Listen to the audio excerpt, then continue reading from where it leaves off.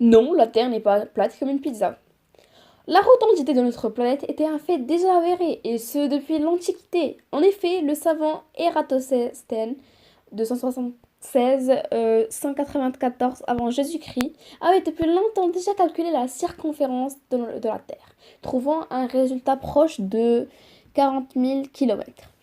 En fait, dans l'inconscient populaire, Galilée se retrouve souvent associé à tort à la découverte de la rotondité de la Terre, mais il ne fut pas condamné par l'Inquisition pour cela.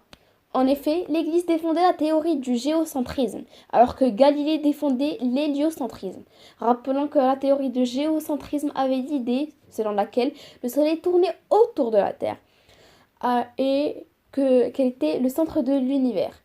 Au contraire, l'héliocentrisme affirmait que la Terre tournait autour du Soleil, qui était le centre de l'univers. La rotondité de la Terre était en effet connue depuis l'Antiquité, bien qu'au Moyen Âge, certains pensaient que la Terre était plate. Galilée fut donc condamné car il défendait une théorie considérée comme hérétique par l'Église. Et dans cette vidéo, je vais vous prouver grâce à seulement 3 preuves justifiées que la Terre n'est vraiment pas plate. Avant de commencer, je voulais vous demander de me poser en commentaire des questions en rapport avec la science ou le sport, ou alors même les deux en même temps. Voilà, et là je vous laisse avec la suite. Premièrement, l'alternance jour et nuit. L'alternance jour et nuit conduit à l'existence de multiples fuseaux horaires. Par exemple, quand il fait nuit à New York, il fait alors jour à Pékin, Shanghai et j'en passe. Ainsi, lorsque le soleil brille sur une face de la Terre, la face opposée plonge dans l'obscurité et par conséquent il fait nuit et inversement. J'ai tenté une expérience très simpliste que vous pouvez tenter chez vous. En prenant un ballon de basket, vous pouvez prendre un ballon de basket ou de foot, mais un ballon de basket est bien plus rond. Et je l'ai éclairé grâce à une simple lampe de Porsche. J'ai remarqué, et vous allez le remarquer avec moi, que seule une partie est éclairée et que l'autre est sombre et totalement obscure. Alors que si elle aurait été plate, elle serait non seulement éclairée, mais plus qu'éclairée. Deuxièmement, l'ombre portée de la Terre sur la Lune. Lors des éclipses solaires, c'est-à-dire les éclipses du Soleil, lorsque la Terre se trouve entre la Lune et le Soleil, l'ombre portée de celle-ci est de forme circulaire, ce qui prouve parfaitement bien sa rotondité.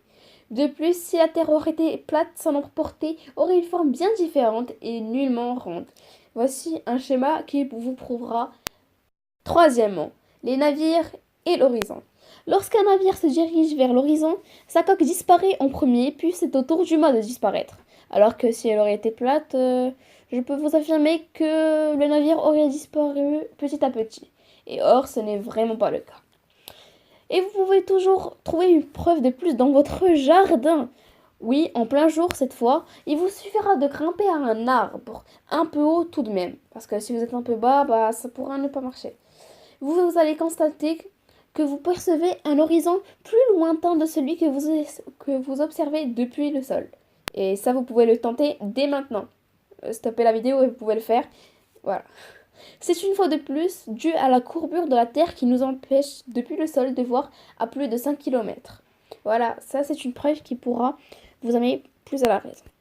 Ainsi, les photos prises à partir de l'espace prouvent aussi bien la rotondité de notre planète. Mais on peut ne pas le croire.